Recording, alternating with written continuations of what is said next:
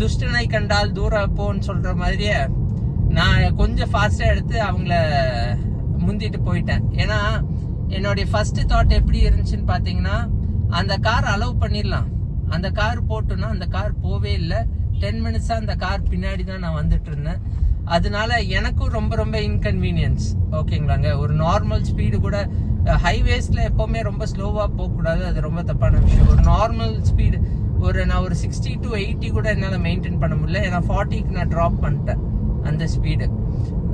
அப்படிங்கும்போது எனக்கு ரொம்ப இன்கன்வீனியன்ஸாக இருந்துச்சுன்னு சொல்லிட்டு ஓவர்டேக் பண்ணிட்டு போயிட்டேன். ஓகேங்களாங்க. ஸோ இந்த வீடியோவில் நான் என்ன பதிவு பண்ணுறேன்னு பார்த்தீங்கன்னா, யார் இருந்தாலும் பின்னாடி திரும்பி பார்த்து வண்டி ஓட்டாதீங்க. நீங்கள் சொன்னால் அவங்க கேட்டுக்குவாங்க. ஓகேங்களாங்க. இப்போ நான் இந்த வீடியோ பதிவு பண்ணுறேன், என்னுடைய பார்வை முழுக்க இந்த கேமராவில் கிடையாது, என் வாய் மட்டும்தான் பேசுது. பட் ஆனால் என் பார்வை ஃபுல்லாக ஃப்ரண்ட் விண்ட்ஷீல்ட்லேயும் இந்த 3 ரியர் வியூ கேமராஸில் மட்டும்தான் இருக்குது.